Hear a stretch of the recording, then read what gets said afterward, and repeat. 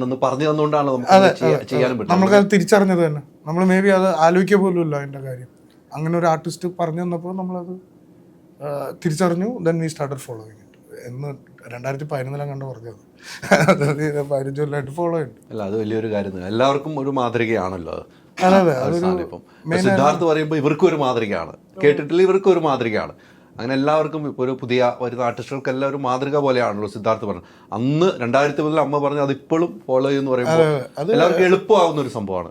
ഈ മമ്മൂക്ക ആ ഗ്രൂപ്പിൽ ഉണ്ടായ എല്ലാ ആക്ടേഴ്സും, മമ്മൂക്ക, ലാലേട്ടൻ, മുകേഷ് ഏട്ടൻ, everybody we are having this എന്നുള്ളത് നമുക്കപ്പോൾ തിരിച്ചറിയാൻ പറ്റും. ഈ ഫിലിമിൻ്റെ ഒരു സാധനം ഉണ്ടായിരുന്നപ്പോൾ everybody approached it like that.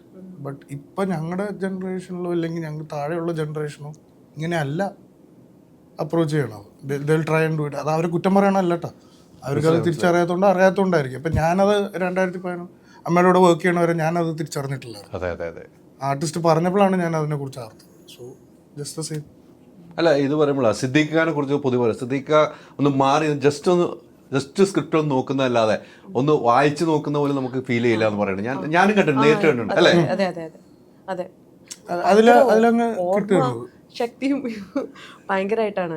And ആ സീനിലേക്ക് അദ്ദേഹം വരുന്നതും വല്ലാത്തൊരു, ഞാൻ നേരിട്ട് കണ്ടിട്ടുണ്ട് ഞാൻ ഈ പറഞ്ഞ പോലെ.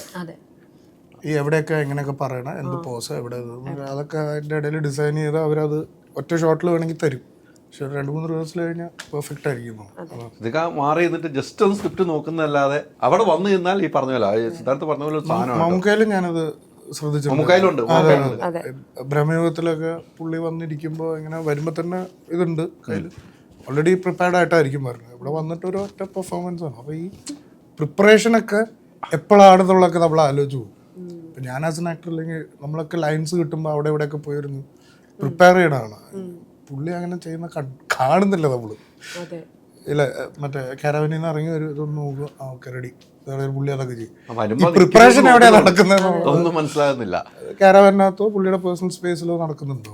അതുകൊണ്ടല്ല അവരൊക്കെ ഇപ്പോഴും എക്സാക്ട്ലി ഇത്ര കാലം കഴിഞ്ഞും ദേ ആർ ഡൂയിങ് ഇറ്റ്. ആ ഇത് നമ്മളെല്ലാവരും യങ്സ്റ്റേഴ്സ് എല്ലാവരും ഇംബൈബ് ചെയ്യേണ്ട ഒരു കാര്യമാണ്.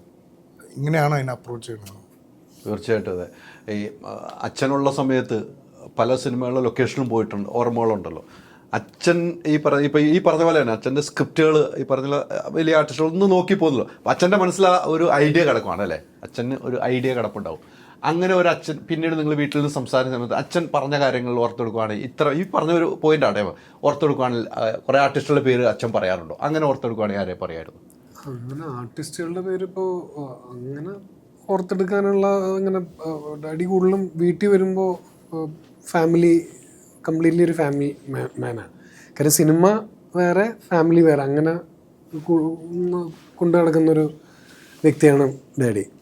പിന്നെ ആർട്ടിസ്റ്റുകളുടെ കാര്യം പറയും. ഇപ്പോൾ ചില ആർട്ടിസ്റ്റുകൾ ഇപ്പോൾ ജഗദീഷ് ചേട്ടനൊക്കെ ഒരു 3-4 പേജ് കൊടുത്തു കഴിഞ്ഞാൽ ഒറ്റയടിക്കിരുന്ന് അങ്ങ് ഫുൾ പഠിച്ച് അങ്ങ് അലക്കും എന്ന് പറയണം. അതൊക്കെ പുള്ളിയുടെ ഒരു പ്രത്യേക. പിന്നെ പുള്ളി ഒരു ഇത് കാരണം പുള്ളിക്ക് ആ ഒരു ഡയലോഗ് കൊടുത്തു കഴിഞ്ഞാൽ ഇംഗ്ലീഷിലാണെങ്കിലും മലയാളത്തിലാണെങ്കിലും പുള്ളി അത് പെർഫെക്റ്റായിട്ട് പറയും. അതും ക്ലാരിറ്റിയോടെ പറയുന്ന ഒരു ആർട്ടിസ്റ്റാണ് ജഗദീഷ് ചേട്ടൻ. അതുപോലെ ഇപ്പോൾ സിദ്ദീഖ് പുള്ളിയും ഡയറക്ടറെ കുറേ പടങ്ങളിൽ അഭിനയിച്ചിട്ടുള്ള ഒരു ആർട്ടിസ്റ്റാണ് സിദ്ദീഖ് ഇതുപോലെയൊക്കെ തന്നെ. ഭയങ്കര പുള്ളിയും ഇതാണ് ഭയങ്കര, അവർക്കൊക്കെ ഒരു ഏർജാണ് സിനിമയിൽ നല്ല കഥാപാത്രങ്ങൾ ചെയ്യണം, നല്ല ഒരു ആർട്ടിസ്റ്റ് ആവണം എന്നൊക്കെ ഉള്ള പണ്ട് തൊട്ടേ സിദ്ദീഖ്. അതാണ് ഇപ്പോഴും ഇപ്പോൾ ഈ പറഞ്ഞ പോലെ സിദ്ദീഖ് ഇപ്പോഴും ഒരു പൈനിയേഴ്സായിട്ട് നിൽക്കുന്ന മലയാള സിനിമയിലെ ആർട്ടിസ്റ്റുകളുടെ പേരെടുത്തു കഴിഞ്ഞാൽ സിദ്ദീഖ് എന്തായാലും വരും ഇപ്പോൾ. അപ്പോൾ അത് അങ്ങനെ വന്ന് പറയാറുണ്ട്. ഇങ്ങനെ ചില ആർട്ടിസ്റ്റുകൾ ഇത് ചെയ്യുന്ന കാര്യങ്ങളും അവരുടെ ആ ഒരു ഇൻവോൾവ്മെൻറ്റ് ചില പടങ്ങളിൽ കാണിക്കുന്നു. വാട്സാപ്പ് വഴി ഇംഗ്ലീഷ് പഠിക്കാൻ ഇംഗ്ലീഷ് കഫേ ഉള്ളപ്പോൾ ഇംഗ്ലീഷ് ഒരു വിഷയമേ അല്ല. English cafe, we present you the perfect English. WhatsApp now 9633 888 575.